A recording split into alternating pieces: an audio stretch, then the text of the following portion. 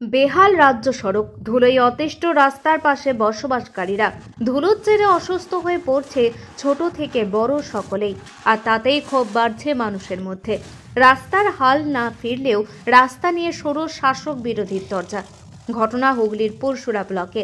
সেখানে পুরসুরা থেকে ডিহিভুরসুট পর্যন্ত দীর্ঘ ৮ কিলোমিটার রাজ্য সড়ক প্রায় ৪ বছর ধরে বেহাল অবস্থায় পড়ে আছে বলে অভিযোগ স্থানীয়দের দাবি, কয়েক মাস আগে সেই রাস্তা পিডব্লিউডির পক্ষ থেকে মেরামত করার কাজ শুরু হয়। অভিযোগ, কোনো পরিকল্পনা ছাড়াই কোনো রকম ভাবে সেই কাজ শুরু করা হলেও প্রায় মাস তিনেক আগে সেই কাজ বন্ধ হয়ে যায় কোনো অজ্ঞাত কারণে।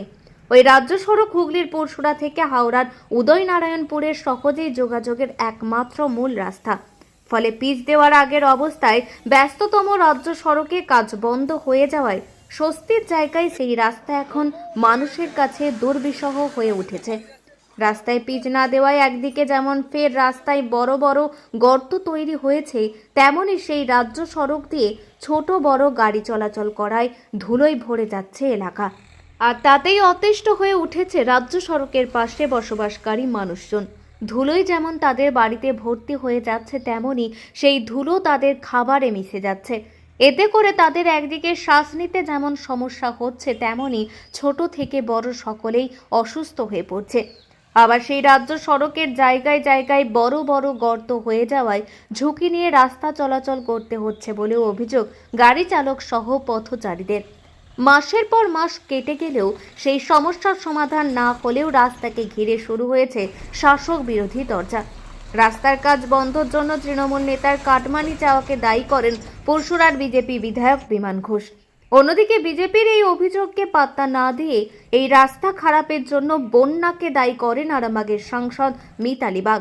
তবে পুরসুরার মানুষ কবে এই ধুলোর যন্ত্রণা থেকে মুক্তি পাবেন, এখন সেই দিকেই তাকিয়ে রয়েছেন তারা। রাস্তাটা বলা বলি কি বন্যার আগেই হয়েছিল, ঠিক আছে, ওই বন্যা থেকে শুরু হয়েছে তখন হচ্ছিলো, কিন্তু রাস্তা হতে হতেই খারাপ হচ্ছে। আর রাস্তা কোনো ভালো হয়নি। ব্যাপারটা বোঝা যাচ্ছেন তো, যে রাস্তা এইভাবেই চলছে, মানে ফ্রেশ ভালো কোনো দিনই হয়নি। যে অ্যাকচুয়ালি সবটাই ভালো তাও নয়, এই দিক দিয়ে হচ্ছে ওই দিক গড়িয়ে যাচ্ছে, এরকম হয়ে যাচ্ছে। রাস্তাটা খারাপ হয়ে কত বছর পড়েছে? সে তো মানে খারাপ হয়েই পড়ে আছে, ভালো কোনো দিন হয়নি। আমার নাম দিলীপ মাইতি। এই জায়গাটা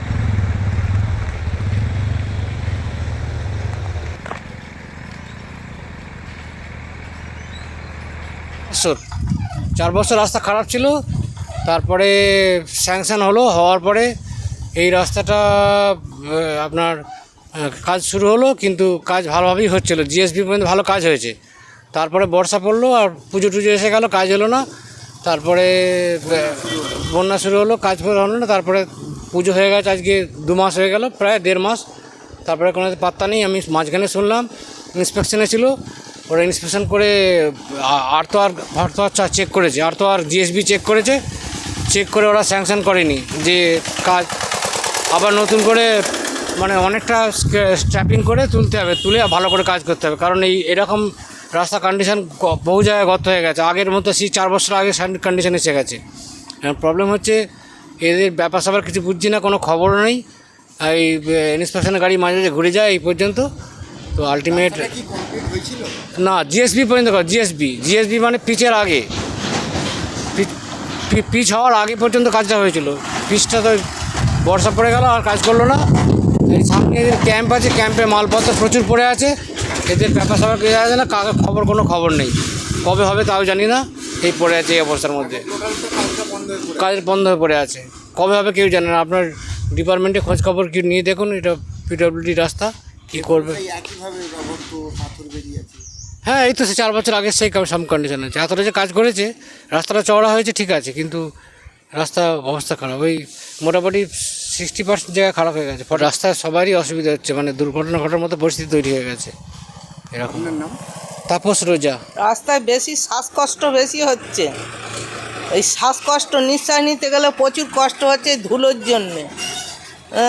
ঘরদোরে তো টিকতে পারা যাচ্ছে না, কাপড় চোপড় ঘরদোর সবই নোংরা হচ্ছে, আর বেশি হচ্ছে শ্বাসকষ্ট।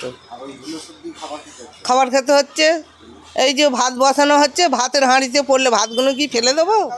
না তরকারিটা চাপা দিয়ে যখন দিচ্ছি চাপা তখন চাপা, তারপরে চাপাটা খুললে তো লাড়তে গেলে সে ধুলো থালা পড়ছে, সেই সব ধুলো থালা সব খেতে হচ্ছে, সবই খাওয়া হয়ে যাচ্ছে, তার জন্য শরীরের বেশি কষ্ট হচ্ছে খেয়ে। তারপর রাস্তা গর্ত বালি পাথরগুলো হ্যাঁ সবই উঠছে, পচা ছেটকাচ্ছে, হ্যাঁ গর্ত হয়ে যাচ্ছে, টোটো গাড়ি উল্টে গেল, এখানটায় টোটো গাড়ি একটা উল্টে গেল, তাহলে এরম ধরে সব হচ্ছে। আপনার নাম মা? হ্যাঁ আপনার নাম? আমার নাম মীরা পাখিরা। এই জায়গাটার নাম মা? এই জায়গাটার নাম আগরির খেয়াঘাট।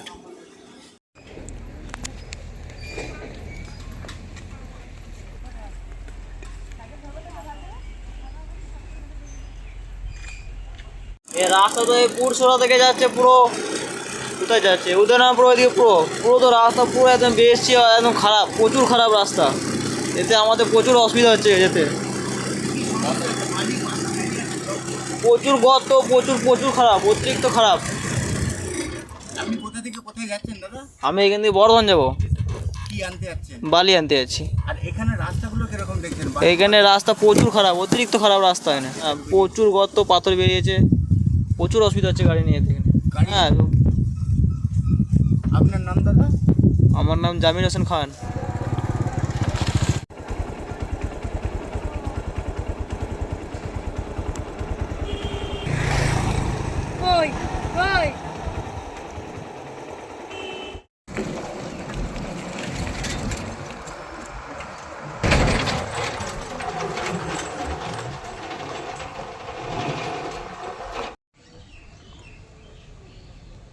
এইখানের রাস্তাটা কি অবস্থায় দেখছেন? এই তো দেখেন, এই যে অবস্থা খুবই খারাপ, যতবার রাস্তা হচ্ছে ততবারই ভালো করে কোনোবারে হয়নি।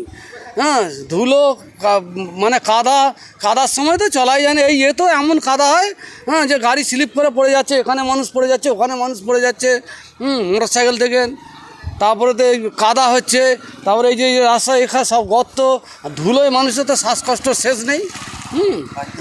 হ্যাঁ সব এখানে যে রাস্তার গায়ে যাতে যা রয়েছে একটু ঢুকে দেখলেই বুঝতে পারবেন যে থালা বাসন, হ্যাঁ এমনি ঘর দোর লেপ কাঁথা সবেতেই ধুলো, হ্যাঁ এই যে এত ধুলো উঠছে মানে সে আর কী বলবো।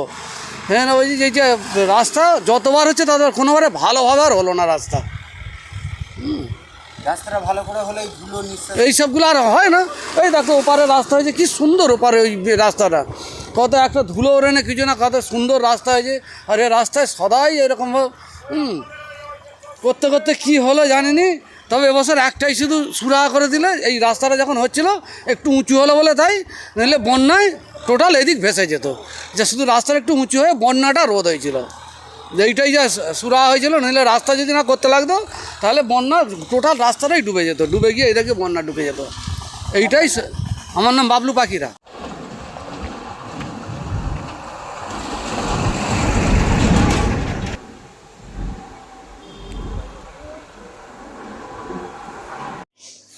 দেখুন, কন্ট্রাক্টর কাজ করছিল, রাস্তার কাজ হয়েছে, এবার তৃণমূল কংগ্রেসের যারা নেতৃত্ব আছে তারা ওখানে গিয়ে কন্ট্রাক্টরকে বাই প্রেসার টাকা চাওয়ায়, আমি যতটুকু জানি টাকা চেয়েছিল, কন্ট্রাক্টর সেই টাকা দিতে না পারার জন্য সে কাজকর্ম বন্ধ করে দিয়ে চলে গেছে। এখন তৃণমূল কংগ্রেসের নেতাদের খাওয়া খাইতে তো বহু কিছু উন্নয়ন পশ্চিমবঙ্গে আটকে আছে, তো পুরসুরা সেখানে আলাদা জায়গায় হবে কেন? ধিক্কার জানায় এইসব নেতৃত্বদের, যারা সাধারণ মানুষের সর্বনাশ করে নিজেদের পকেট ভর্তি করার চেষ্টা করছে। এইটা নিয়ে আপনারা কোথাও লিখিত বা কোথাও কিছু জানিয়েছেন নাকি, যে রাস্তাটা তো অর্ধেকটা অবস্থায় পড়ে আছে? এই রাস্তাটা নিয়ে লিখিত কাকে জানাবেন? দলের সর্বময় কর্তা সেখান থেকেই যদি সব কিছু ক্লিয়ার না থাকে তাহলে আর জানাবেন কাকে? উপায় যেটা আছে আমাদের জানানো, সেটা জানাবো অফিসিয়ালি, তো দেখা যাক খাওয়া খাই এই বিষয়টা কত দূর পর্যন্ত গেছে, তারপর তো কাজ।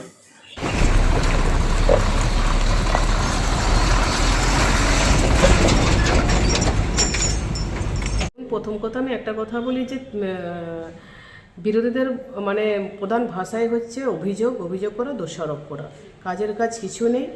কারণ মানুষের কাছে তারা তাদের গ্রহণযোগ্যতা হারিয়েছে বলেই তারা যে কোনো প্রকারের লাইমলাইটে আসতে চাইছে মিথ্যে কথা বলে, মানে দোষারোপ করে। যে রাস্তাটার কথা বলা হচ্ছে যে যেটা থানার পাশ দিয়ে গেছে পুরসুরা উদয়নারায়ণপুর ওইদিকে, কারণ তার কাজ চলছিল, তারপরে যখন বন্যা আসে নদীতেও জলটা রাস্তার গায়ে সমান যায়, কিন্তু এবারে বন্যা এবং অতি বন্যার ফলে কী হলো কি রাস্তাটা অনেকটাই ধোয়া হয়ে চলে গেল।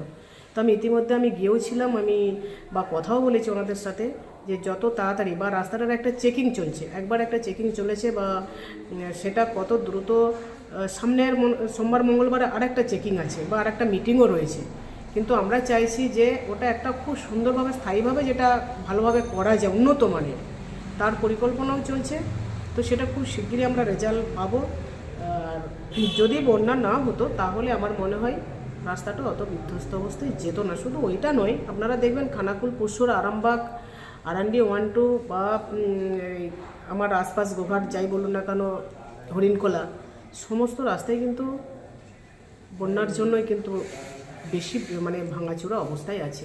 তবে খুব শিগগিরই ওটা কাজ শুরু হবে এবং একটু উন্নত মানের হওয়ার জন্য আমরা চেষ্টা করছি। মাটিতে যাচ্ছে যার এটা তো 100বারই কারণ, তার কারণ আমরা যত যে রাস্তাটা রয়েছে একদম বাঁধের তার বাঁধের গায়ে গায়ে যখন জল ওভারফ্লো হচ্ছে, সে রাস্তাটা তো ধাক্কা খাচ্ছে। রাস্তাটা ধাক্কা খাওয়া মানেই তো তার আয়ু কমে যাওয়া। আমরা তো ওর থেকে বিরত থাকতে পারছি না, কারণ অতি বন্যার ফলে তাছাড়া রাস্তাটা এতটা দুরবস্থা হতো না যদি এত ডিবিসি জল না ছাড়তো বা এত মানুষ এত বন্যাটা না হতো। ডিবিসির জলে তো বন্যার পরিমাণ এবারে বেড়েছে, যে আগেকার বিগত দিনের বন্যাকেও ছাপিয়ে গেছে। তো তাহলে যদি এত পরিমাণের জল একদিনে না ছাড়তো তাহলে কিন্তু এত ঘরবাড়ি বলুন, রাস্তাঘাট বলুন, চাষের জমি বলুন, এত খারাপ পজিশন হতো না।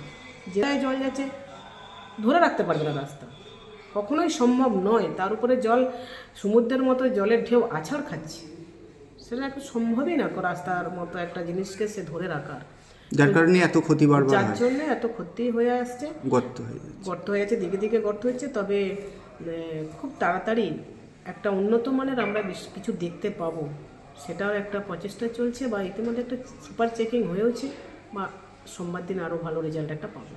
এখন আরামবাগেই রয়েছে প্রাণ আইভিএফ ফার্টিলিটি সেন্টার। নিঃসন্তান দম্পতিদের মুখে হাসি ফোটানোর বিশ্বস্ত প্রতিষ্ঠান প্রাণ আইভিএফ ফার্টিলিটি সেন্টার দক্ষিণবঙ্গের মধ্যে সর্ববৃহৎ এবং সর্বপ্রথম এআরটি গভর্নমেন্ট রেজিস্টার প্রাপ্ত আইভিএফ সেন্টার এখন আরামবাগেই। অল্প খরচে আইভিএফ পরিষেবা, বন্ধ্যাত্ব চিকিৎসার এক অভিনব অধ্যায়। প্রাণ আইভিএফ ফার্টিলিটি সেন্টার একেবারে অল্প খরচে পুরুষ ও মহিলার বন্ধ্যাত্ব পরীক্ষা, বন্ধ্যাত্ব চিকিৎসা সবকিছুই হয় আমাদের প্রতিষ্ঠানে। সুচিকিৎসার মাধ্যমে মা ও বাবা ডাক শুনতে পারবেন নিঃসন্তান দম্পতিরা। তাহলে আর দেরি কেন, আজই যোগাযোগ করুন প্রাণ আইভিএফ ফার্টিলিটি সেন্টারে। ঠিকানা বসন্তপুর, আমতলা, 2 নম্বর রেলগেট, আরামবাগ, হুগলি। যোগাযোগ নম্বর 7865858781 অথবা যোগাযোগ করুন 7908098172 এই নম্বরে।